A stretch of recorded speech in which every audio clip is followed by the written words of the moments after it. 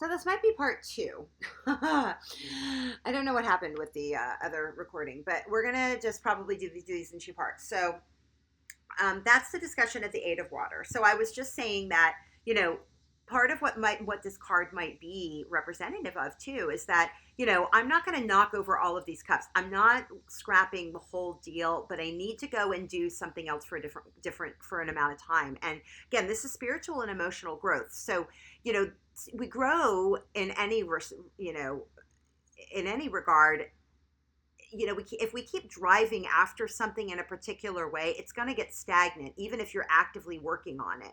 There's a stagnation in that because of the repetition and the repetitive nature. And, after a while, we kind of get by rote and we kind of almost take it for granted and we get bored. So, there's that stagnation. So we want to, like, if we're going to remain committed to something, again, the eights are commitment to something. So, if we're going to maintain our commitments, whatever they might be, we might need to take a different way, or, have to go off for a little while and go and figure out another way to do things in order to maintain, in order to continue striving, in order to keep working on it. And there's nothing wrong with that.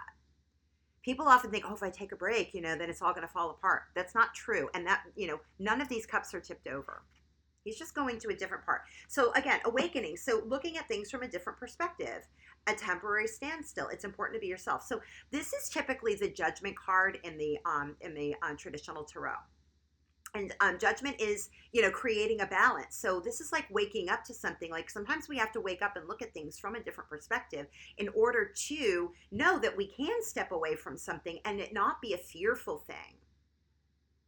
So you can look at this as a grieving card, or you can choose to maybe look at it from, a different perspective and be like, okay, I just need to step over here, do this for a little while, do whatever, and trust. There's a great amount of trust.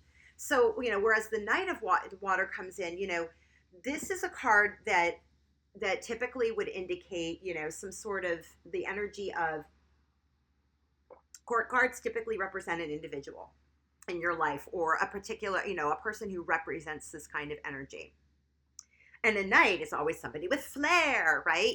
So, and passion. So they're cards that, knights are definitely cards of movement. And he's definitely moving on his like weird dolphin. I don't even know what that creature is, but it's also contemplative. So the word that the one that's actually coming out here to me is contemplative. So sit back and like figure out what you're passionate about. That this is so in doing this, what my read here is, and again, the malachite is something that, like I felt compelled to bring in. Helps us to work through sad experiences. Helps us, becomes a mirror of our soul, allowing us to discover our concealed self and our problems. That's just a read on malachite. You can look up more about malachite, about what, that stone, that particular crystal brings in. But green is also a card of healing, is a color of healing and of the heart chakra. Again, we've got two water cards here. So we're definitely looking at passion, emotions.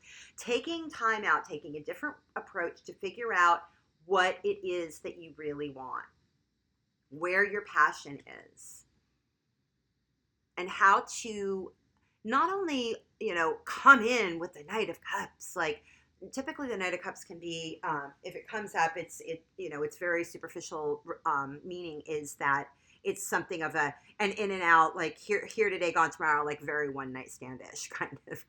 Although that might be the Knight of Wands more. But, something that's more short term. It's more those kinds of puppy love. Although that would probably be the Page maybe, but it would be a less mature emotional investment.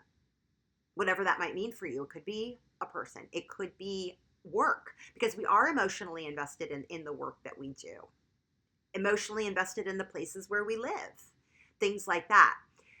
This is a card of movement. This shows that, you're moving towards something where your emotional investment is going to mature. Because your next card is obviously the Queen, very nurturing. Like your next card in the court cards of the minor arcana are the queen.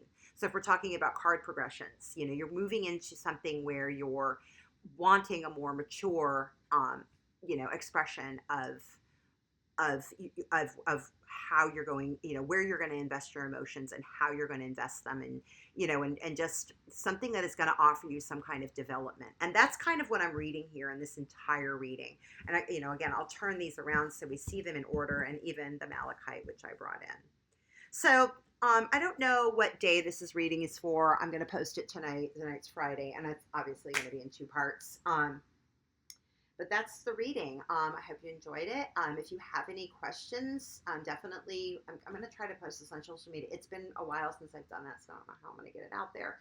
But post in the chat or direct message me. That's also fine. I'm going to try to post on Instagram and Facebook, and maybe YouTube. I don't know. We'll see. We'll see where I post it. I'll try to give you that information, but I'll at least try to get it up on Facebook. All right, so again, I'm Lisa Maxwell. If you'd like a personal reading, direct message me as well, or just again, put something in the chat. And yeah, there we are. Enjoy. Have a great day.